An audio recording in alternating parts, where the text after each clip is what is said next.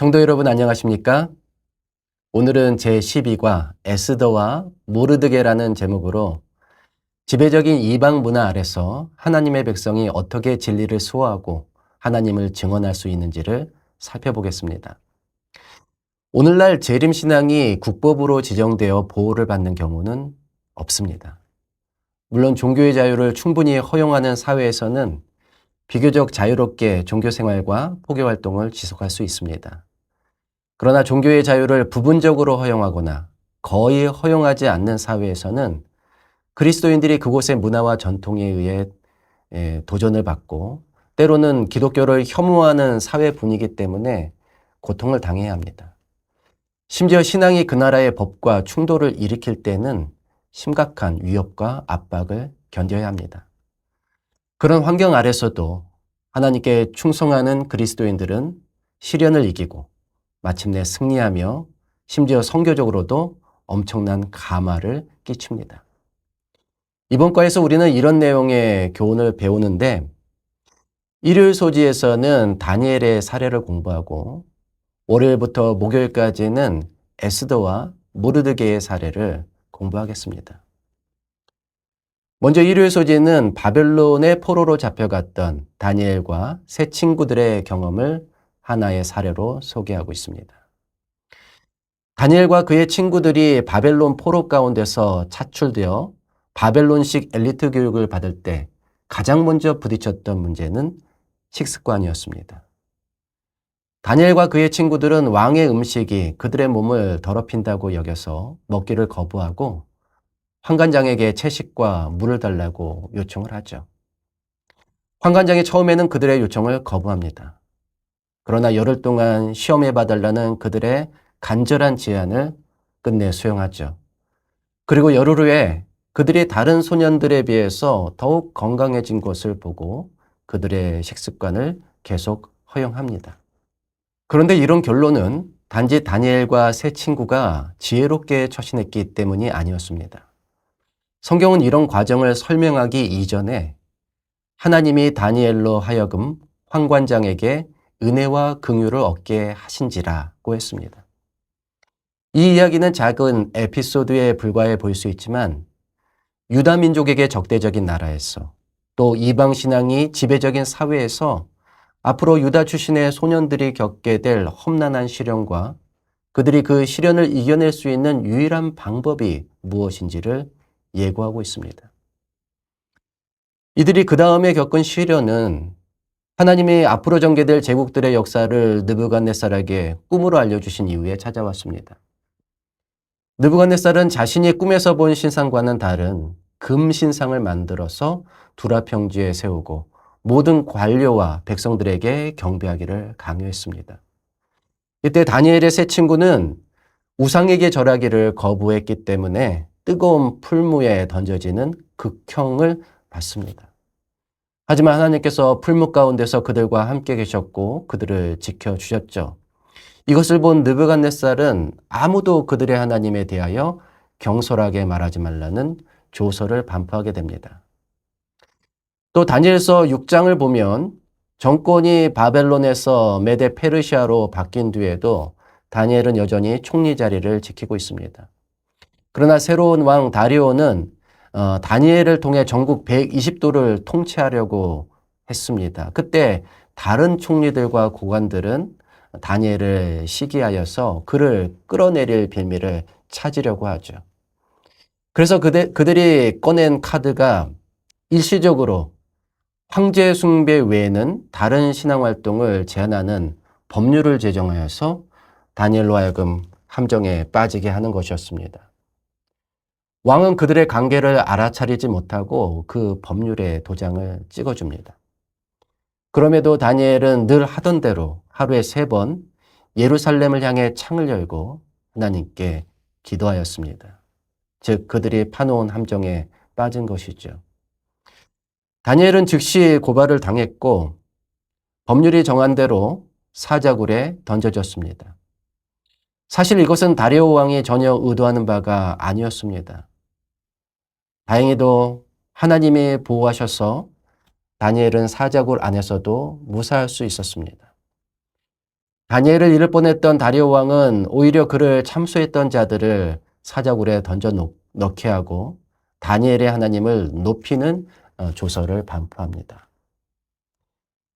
다니엘서의 이야기들은 최악의 상황 속에서도 믿음을 지키는 사람들을 위해 일하시며 승리를 가져다 주시는 하나님을 높이고, 이런 과정을 통해서 적국의 왕들과 백성들이 이스라엘의 하나님에 대한 경외심을 갖게 되었다고 하는 선교적인 효과를 보여주고 있습니다. 그런데 여러분, 일요일 소지의 제목이 아주 의미심장하지 않습니까? 이방 문화의 포로로 잡힘. 이것은 바벨론의 포로로 잡혀간 유다 백성들의 처지만을 말하고 있지 않습니다. 현재 기독교는 서방 세계의 중심부에서 주변부로 점점 밀리고 있습니다. 기독교는 당연히 존중받는 종교에서 이제는 다수에 의하여 낯설고 거부감을 일으키는 종교로 인식되고 있습니다. 그래서 이제는 그리스도인들이 기독교 신앙이 아닌 세속 문화의 포로로 붙잡혀 있는 처지처럼 보이는 것이죠. 이것은 여호와 신앙을 당연시했던 이스라엘 백성이 그들의 땅을 떠나 이방 땅의 포로로 살아갔을 때 그곳의 주류 사회와 문화로부터 소외되었던 경험과 유사합니다. 이러한 상황에서 우리는 어떻게 우리의 신앙을 지키며 동시에 우리에게 부여된 선교 사명을 이룰 수 있을지 고민할 수밖에 없습니다. 이런 고민에 대한 해답을 찾기 위해서 월요일 소지부터는 에스더를 탐구합니다. 월요일 소지를 보면 페르시아 사회에서 에스더와 모르드게가 어떻게 그들의 정체를 드러내지 않고 생존해 나갔는지를 보여주면서 비슷한 상황 속에서 살아가는 우리를 돌아보게 합니다. 에스더서는 세르크세스라고 불리는 페르시아 황제 아수에로 시대에 유다인으로서 수산성 왕궁 관료로 일했던 모르드게와 또 아수에로의 왕후가 된 에스더를 중심으로 하나님께서 페르시아 제국 내의 유다인들에게 닥친 위기를 어떻게 기회로 바꾸어 주셨는지를 보여주는 굉장히 특별한 책입니다. 당시에는 1차, 2차 귀환령에 따라서 예루살렘으로 돌아간 유다인들을 제외하고 아직 귀환하지 못한 채 페르시아 사회 안에서 정착하여 살아가는 사람들이 있었습니다. 그들 중에 에스더와 모르드게도 있었죠. 당시 유다인들은 페르시아 제국 내의 소수 민족으로서 종교적인 자유를 적극적으로 주장하기보다는 그 사회 속에서 순응한 채 살아가면서 개인적으로 또는 그들만의 하위 문화 안에서 신앙을 유지할 수밖에 없었습니다. 그건 예루살렘으로 귀환한 사람들도 마찬가지였어요. 그들은 사마리아를 중심으로 하는 총독의 권한 아래에 있었기 때문에 성전 재건과 또 도성 재건에 어려움을 겪을 수밖에 없었고, 재건 사업이 지연됨에 따라서 그들의 정체성마저 희미해져 가고 있었습니다. 즉 강력한 동기를 가지고 예루살렘에 귀환한 유다인들조차 정체성 유지에 어려움이 있었다면 수산성 같은 제국의 중심부에 살고 있는 유다인들은 말할 것도 없었습니다. 이런 상황에서 페르시아 수산성에는 중요한 변화가 일어날 조짐이 있었습니다. 아하수에로 왕이 마케도니아 정벌에 실패하고 돌아와서 황제의 위신과 제국의 위상을 회복시킬 목적으로 신하들뿐 아니라 127도 지방관, 귀족, 그리고 장수들을 다 수산성으로 소집하여 무려 180일 동안 잔치를 벌였습니다. 그러나 그것으로도 모자라서 수산성 백성들을 또 불러 모아 7일 더 잔치를 벌였죠. 그리고 마지막 날 왕은 술에 취해서 내시들에게 왕후 와스디를 불러오라고 명령을 합니다. 왕은 이 왕비의 아름다운 모습을 집안 관리들과 장수들 그리고 일반 백성들 앞에서 자랑하고 싶었습니다. 그러나 와스디는 왕명을 거역하고 나오지 않았죠. 이 일 때문에 아하수에로는 와스디를 폐위시키고 새로운 왕비를 간택하기로 합니다. 그래서 각도에서 아리따운 처녀들을 선발하여 수산성 후궁으로 직결시킨 다음 1년 동안 왕을 모시기 위한 교육을 받게 하고 차례대로 왕 앞에 나가게 했습니다. 이 무리에 모르드게의 사촌이자 수양딸인 에스더도 선발되었습니다. 이 과정이 자발적인 신청이었는지 무작위적인 선발이었는지는 알 수 없지만 모르드게는 왕후 교육생이 된 에스더에게 자신의 출신을 말하지 말라고 당부합니다. 왜 민족의 정체성을 밝히지 말아야 하는지 성경은 그 이유를 밝히고 있지는 않습니다. 다만 당시 페르시아 제국 내에 유다인 혐오가 만연해 있었을 가능성이 있습니다. 왜냐하면 다른 민족들은 페르시아 문화에 동화되어 살아가는 반면에 유다인들은 그들의 정체성을 유지하기 위해 노력했기 때문입니다. 실제로 그들 중 일부는 이전 왕들에게 계속 요구하여 결국 예루살렘으로 귀환했고 그들만의 종교와 법률을 적용하는 자치정부를 만들려고 했기 때문에 다른 민족들의 반대가 심했죠. 유다인들이 또 혐오의 대상이 되었을 가능성이 있는 또 다른 이유는 그들 특유의 탁월한 재능 때문이었습니다. 그들이 포로로 끌려온 소수 민족임에도 다니엘같이 정부 고위직을 차지하거나 경제적으로 상류층에 진입하는 일이 빈번해지면서 메데 페르시아 사람들과 또 다른 민족들에게 질투의 대상이 되었을 가능성이 있습니다. 그것은 이스라엘 백성이 애굽의 고센 땅에서 번성했기 때문에 그들에게 박해를 받게 되었던 상황과 비슷합니다.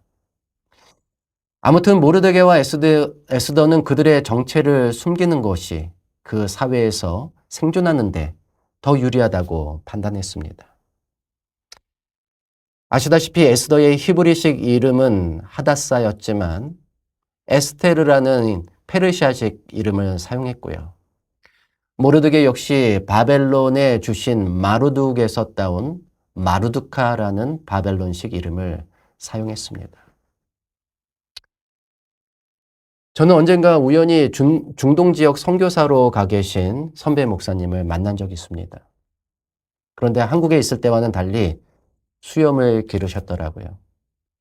수염을 왜 기르셨는지 물었더니 수염을 기르는 것이 그쪽에서 지낼 때 좀 더 유리하다고 하셨습니다. 이슬람교가 절대적인 사회에서 기독교인으로 살아가는 것이 결코 쉽지 않겠죠. 또 나라마다 다르겠지만 어떤 곳에서는 기독교인으로 살아가는 것 자체가 심각한 도전이기도 합니다. 당연히 전도를 하거나 개종을 한다는 것도 목숨을 걸어야 할 만큼 위험한 시도입니다. 따라서 기독교 신앙에 대하여 적대적인 사회에서 우리는 매우 지혜로울 필요가 있습니다. 오늘날 이슬람 국가에서 복음을 전하는 선교사들이 많습니다. 간혹 그분들에게서 오는 소식을 들어보면 기독교 혐오로 인하여 공격을 당하거나 재산을 잃는 사건들이 발생합니다. 그럼에도 진리의 가르침을 받고 예수님을 만나서 개심하는 무슬림들도 많이 생기고 있죠. 이건 중동 국가뿐 아니라 불교가 지배적인 나라에서도 벌어지는 일입니다. 이런 곳에서 복음을 전하는 우리 선교사님들을 위한 기도와 후원을 잊지 말아 주시기를 바랍니다. 화요일 소지는 에스더와 모르드게가 그들의 신분을 밝히고 하나님의 증인으로 서는 과정을 묘사합니다. 모르드게는 수산성 왕궁 관리였고 에스더는 이제 페르시아 왕후가 되었습니다. 그러나 그들의 민족 정체성과 신앙 정체성을 밝혀야 할 때가 곧 다가왔죠. 아하수에로가 그의 신하 중에 하만이라는 자를 아주 높이는 바람에 궁중의 신하들은 모두 하만에게 절을 해야 했습니다. 그러나 모르드게는 하만에게 절하지 않았습니다. 이 상황을 성경은 이렇게 묘사합니다. 대궐문에 있는 왕의 모든 신하들이 다 왕의 명령대로 하만에게 꿇어 절하되 모르드게는 꿇지도 아니하고 절하지도 아니하니 대궐문에 있는 왕의 신하들이 모르드게에게 이르되 너는 어찌하여 왕의 명령을 거역하느냐 하고 날마다 권하되 모르드게가 듣지 아니하고 자기는 유다인임을 알렸더니 그들이 모르드게의 일이 어찌 되나 보고자 하여 하만에게 전하였더라. 이 말씀에 따르면 모르드게는 유다인이기 때문에 하만에게 절할 수 없었습니다. 이 말이 무슨 뜻일까요? 첫째, 그는 하나님 외에 다른 존재에게는 절하지 않는 여호와 신앙을 고수했던 것으로 보입니다. 둘째, 그가 유다인이기 때문에 하만에게 절할 수 없었다는 이 짧은 말 속에는 또 다른 설명이 생략되어 있습니다. 성경은 하만이 아각 사람 함무다다의 아들이라고 말했는데 여기서 아각 사람이란 이스라엘 사울왕 때에 이스라엘에게 도전했던 아말렉 족속의 왕 아각을 가리킵니다. 즉 하만은 아말렉 왕족의 후손이었던 것이죠. 그런데 얄궂게도 모르드게는 사울 왕의 후손이었습니다. 아말렉은 이스라엘 민족의 원수이자 사울 왕을 실패에 빠뜨린 사울 왕조의 원수이기도 했습니다. 따라서 모르드게의 입장에서는 여러모로 하만에게 무릎을 꿇어 절할 수 없었습니다. 모르드게는 지금까지 자신의 민족 정체성과 신앙을 밝히지 않은 채 페르시아 사회에서 성공을 거둘 수 있었습니다. 그렇다고 그가 그의 정체성과 신앙을 부인하려고 했던 것은 아니었습니다. 왜냐하면 그는 자신의 신념에 반하는 행동을 결코 하지 않았기 때문입니다. 그런데 이번에는 그의 신념과 왕의 명령이 충돌을 일으켰습니다. 그는 이번에도 신념에 반하는 행동을 하지 않기로 결정합니다. 단, 이번에는 그의 행동을 사람들 앞에 드러낼 수밖에 없었습니다. 그는 자신의 동료 신하들에게 자신이 취하는 행동에 대해서 설명해야 했습니다. 그 과정에서 그는 자신이 유다인임을 알렸던 것이죠. 이 사실은 하만에게 보고되었습니다. 하만은 매우 분노했습니다. 그는 모르드게만 죽이는 것으로는 부족하다고 생각해서 페르시아 제국 내의 모든 유다인들을 멸절시키고자 결심합니다. 그래서 왕을 아련하여 허락을 받아냅니다. 이 일로 말미암아 수산성은 유다인뿐 아니라 예루살렘으로 귀환한 유다인을 포함하여 제국 내에 흩어져 있는 모든 유다인들이 목숨을 잃을 위기에 처하게 됩니다. 하만이 모르드게만 죽이지 않고 유다 민족 전체를 죽이려고 했던 이유는 유다 민족에 대한 그의 혐오 때문이라고 볼 수 있습니다. 하만이 아하수에로를 설득하는 과정을 한번 보십시오. 하만이 아하수에로 왕에게 아뢰되 한 민족이 왕의 나라 각 지방 백성 중에 흩어져 거하는데 그 법률이 만민의 것과 달라서 왕의 법률을 지키지 아니하오니 용납하는 것이 왕에게 무익하니이다. 왕이 옳게 여기시거든 조서를 내려 그들을 진멸하소서. 내가 은 1만 달란트를 왕의 일을 맡은 자의 손에 맡겨 왕의 금고에 드리리이다 하니 왕이 반지를 손에서 빼서 유다인의 대적 곧 아각 사람 함무다다의 아들 하만에게 주며 이르되 그 은을 내게 주고 그 백성도 그리하노니 너의 소견에 옳은 대로 행하라 하더라. 하만은 자신이 멸절시키려는 민족이 유다 민족이라는 사실을 숨긴 채 그들이 왕국의 법률과 다른 그들만의 법률을 지키고 있기 때문에 제국의 통일성과 왕권을 보존하는 데 유해하다는 주장을 펼쳤습니다. 더 놀라운 것은 유다인들을 멸절시키는 비용을 자신이 지불하겠다고 제안한 것입니다. 고대 역사가 헤로도투스에 따르면 하만이 제안한 은 1만 달란트는 페르시아 왕궁 1년 수입의 3분의 2에 해당한다고 했습니다. 그런 엄청난 비용을 지불하면서까지 유다인 전체를 멸절시키려고 했던 이유가 무엇이겠습니까? 물론 유다인들의 재산을 탈취하여서 얻을 소득이 그보다 더 많았기 때문에 이것은 절대 손해보는 장사가 아니었지만, 그보다 유대인과 또 아말렉 사이에 오랫동안 존재해왔던 민족적인 적대감이 훨씬 더 크게 작용했던 것으로 보입니다. 왕은 하만의 제안을 수락하고 그에게 반지를 빼주면서 조서를 내릴 권한을 그에게 부여했습니다. 하만은 즉시 서기관을 소집하여 페르시아에서 사는 모든 민족의 언어로 조서를 기록하고 역졸들을 보내어서 지방 관리들에게 이 조서를 전달하게 했습니다. 단 그들이 유다인들을 멸절시키기로 한 그 작정한 날이 무려 11달이 지난 아달월 13일이었습니다.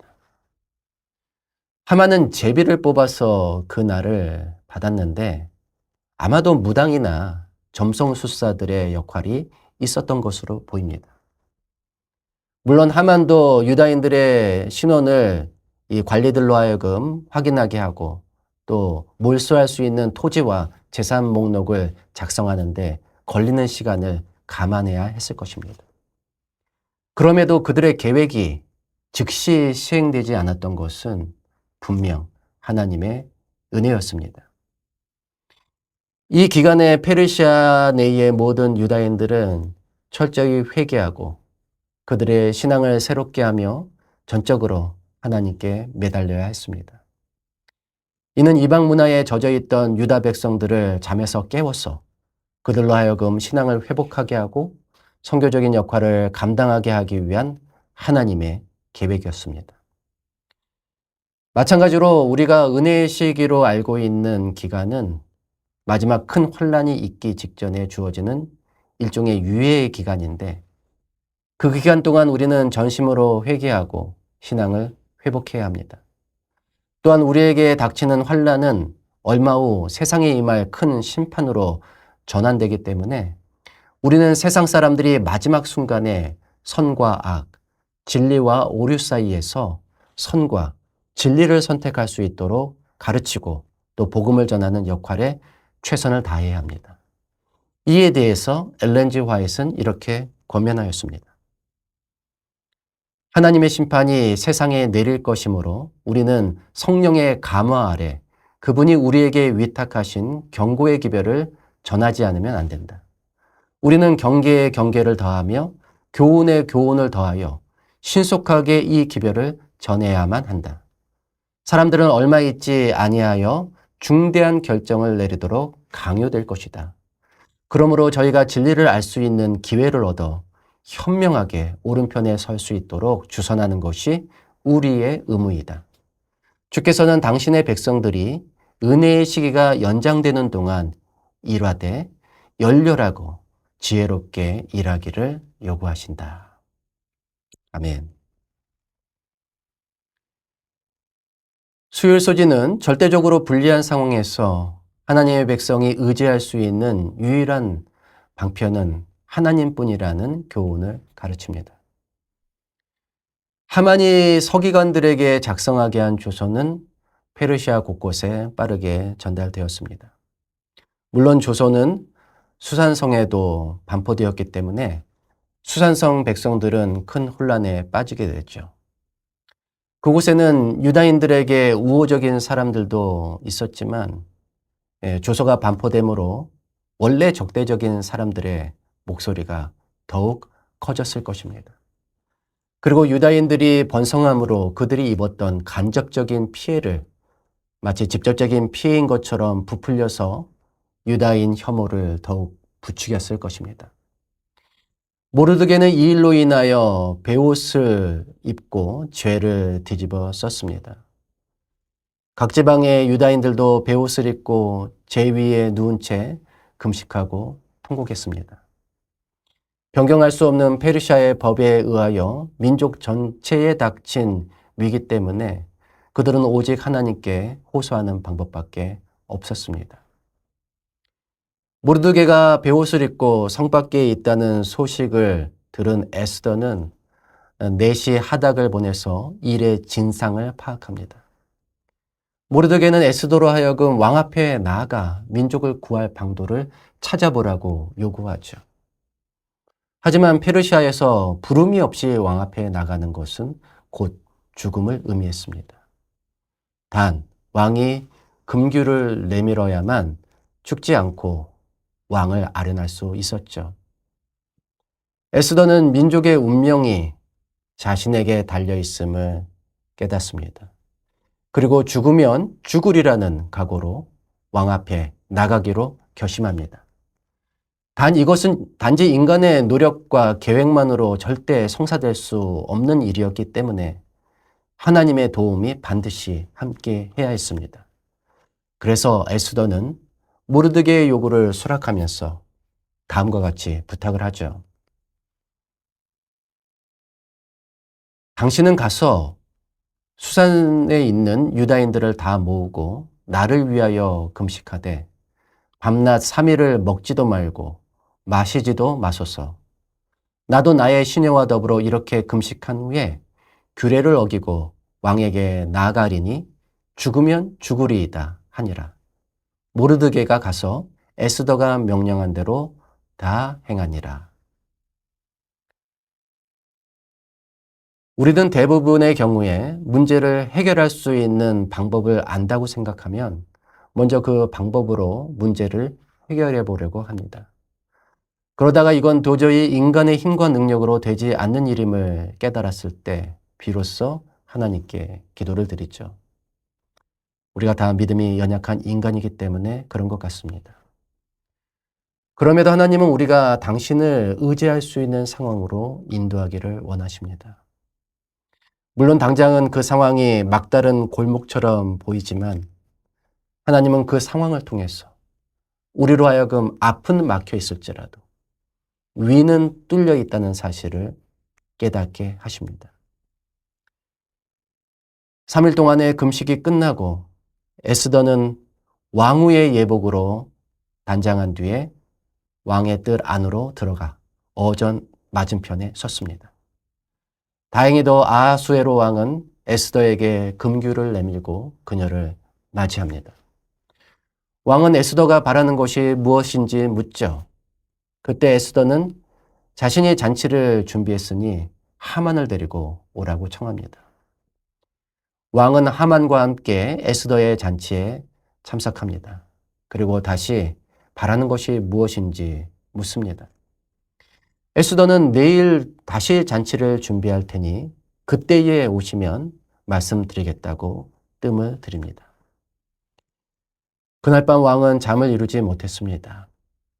아무래도 왕비 에스더가 뭔가 중요한 것을 말하고 싶은 것 같은데 그것이 무엇인지 참으로 궁금했을 것입니다. 그러다가 역대일기를 가져다가 읽게 합니다. 마침 모르드게가 왕을 암살하려는 음모를 고발하여 왕이 큰 위기를 모면했다는 내용을 듣습니다. 왕은 이 일에 대하여 모르드게에게 어떤 종귀나 관작을 베풀었는지 물었고 자신이 어떤 상도 베풀지 않았음을 확인합니다. 사실 그때 모르드게의 이름으로 왕에게 정보를 전달했던 사람이 바로 에스더였거든요. 따라서 이번에도 에스더가 뭔가 심상치 않는 일에 대하여 말하려는 것은 아닌가 생각이 되었을 것입니다. 한편 전날 하만은 에스더가 마련한 잔치에 왕과 자신만 참여해서 기분이 잔뜩 들떴습니다. 단 아직도 자신에게 절하지 않는 모르드게 때문에 기분이 상하여서 자신의 집 뜰에 그의 목을 매달을 나무를 세워두고 다음날 왕에게 그를 나무에 매달기를 요구할 계획을 세웁니다. 그러나 왕은 모르드게에게 어떤 보상을 하면 좋을지 생각하고 있었습니다. 마침 이꼬라는 하만에게 왕이 존귀하게 하기를 원하는 사람에게 어떻게 하여야 하겠느냐고 묻습니다. 하만은 왕이 말하는 사람이 자신일 것이라고 생각하여 왕께서 사람을 존귀하게 하시려면 왕께서 입으시는 왕복과 왕께서 타시는 말과 머리에 쓰시는 왕관을 가져다가 그 왕복과 말을 왕의 신하 중 가장 존귀한 자의 손에 맡겨서 왕이 존귀하게 하시기를 원하시는 사람에게 옷을 입히고 말을 태워서 성중 거리로 다니며 그 앞에서 반포하여 이르기를 왕이 존귀하게 하기를 원하시는 사람에게는 이같이 할 것이라 하게 하소서라고 대답합니다. 아하수에로 왕은 이 일을 하만에게 맡기면서 그가 말한 대로 모르드게에게 행하라고 명령합니다. 하만은 어쩔 수 없이 모르드게에게 왕의 복장을 입히고 왕의 말에 태워서 길을 안내하며 왕이 존귀하게 하기를 원하시는 자에게는 이같이 할 것이니라고 외쳐야 했죠. 하만은 이 일을 마치고 뭔가 일이 잘못되고 있다는 불안감을 가진 채 에스더가 초대한 두 번째 잔치에 참여합니다. 그런데 여러분, 우리가 에스더에서 읽을 수 없는 그런 종류의 이야기가 있습니다. 그것은 뭐냐면 유다인들의 당시에 그 상황이 두려워서 자신의 정체를 부인했다는 그런 종류의 이야기입니다. 예수님의 제자 베드로도 주님을 부인했었는데 페르시아 문화에 순응하며 살아가던 유다인들이 그들의 정체와 신앙을 부인하지 않았다니 참으로 놀랍습니다. 그들은 오히려 모여서 함께 기도했습니다. 저와 여러분도 우리의 신앙이 위협을 받는 가장 절망적인 상황에서도 하나님이 우리를 위해서 일하시리라는 그 믿음을 꼭 지키기를 간절히 바랍니다. 목요일 소재는 하나님께서 자기를 신뢰하는 백성을 위하여 어떻게 위기를 기회로 바꿔주셨는지를 보여줍니다. 에스더는 두 번째 잔치에 참여한 왕에게 자신의 생명과 자신의 민족, 유다 백성의 생명을 구해달라고 요청합니다. 그리고 그들을 멸절시키려고 했던 그 엄청난 계략을 꾸민 자가 바로 하만이라고 직격하죠. 왕은 분노하여 자리를 떠났고 왕이 떠나 있는 동안 하만은 에스더가 앉아있던 긴 의자의 한쪽에 엎드려 살려달라고 애원합니다. 마침 그때 왕이 돌아와서 하만이 왕비 곁에 엎드려져 있는 모습을 보고 더 분개하죠. 내시들은 즉시 하만의 얼굴을 천으로 감쌌고 그 중에 한 내시는 하만이 충신 모르드게를 매달기 위해서 자기 집에 50규빗 높이의 나무를 세워두었다는 사실을 보고합니다. 왕은 그 보고를 듣고 하만을 그 나무에 매달라고 명령합니다. 그런 다음에 하만에게 주었던 반지를 모르드게에게 맡기며 하만이 세운 계획으로부터 유다인들을 보호할 수 있는 조서를 반포하게 했습니다. 결국 하만이 유다인들을 몰살시키기로 한 아달월 13일은 오히려 유다인들이 원수들을 몰살시키는 날이 되었고 그 일은 14일에도 계속되었습니다. 이 날의 구원과 승리를 기념하여 유다인들은 아달월 14일과 15일을 불임절로 지키게 되었습니다.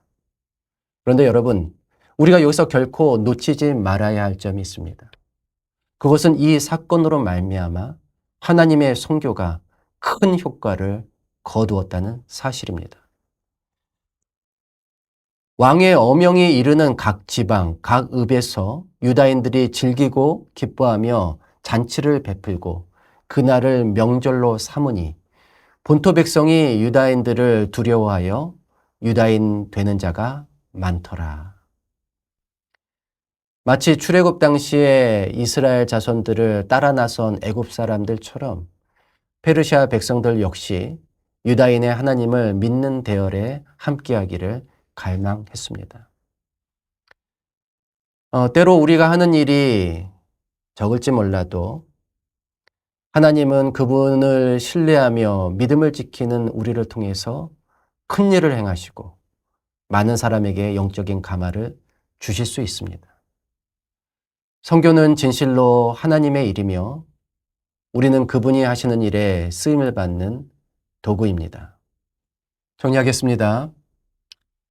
에스더와 모르드게는 페르시아 수산성에서 유다인의 신분을 숨기며 그 사회와 문화 속에서 생존하였고 심지어 왕후와 궁중 관리라는 높은 지위까지 오르는 데 성공했습니다.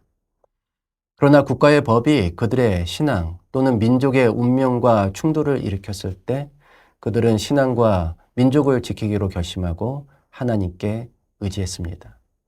그 결과 민족이 말살을 당할 뻔했던 위기는 오히려 원수를 말살하는 기회로 바뀌었고, 유다인들은 이교 문화 속에서도 지배적인 영향력을 확보하여 선교적으로 큰 성공을 거둘 수 있었습니다.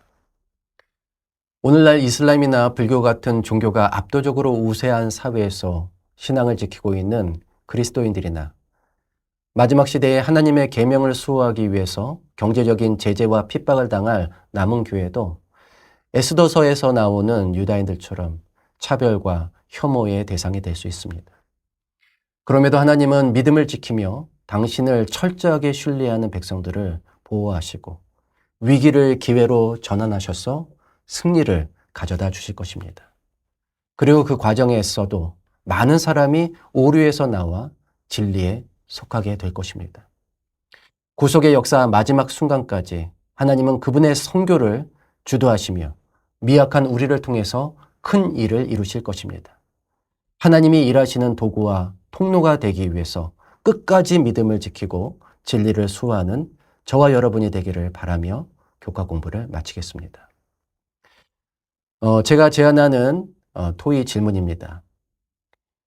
그대가 재림교인이기 때문에 사회에서 우대를 받았던 경험이 있습니까?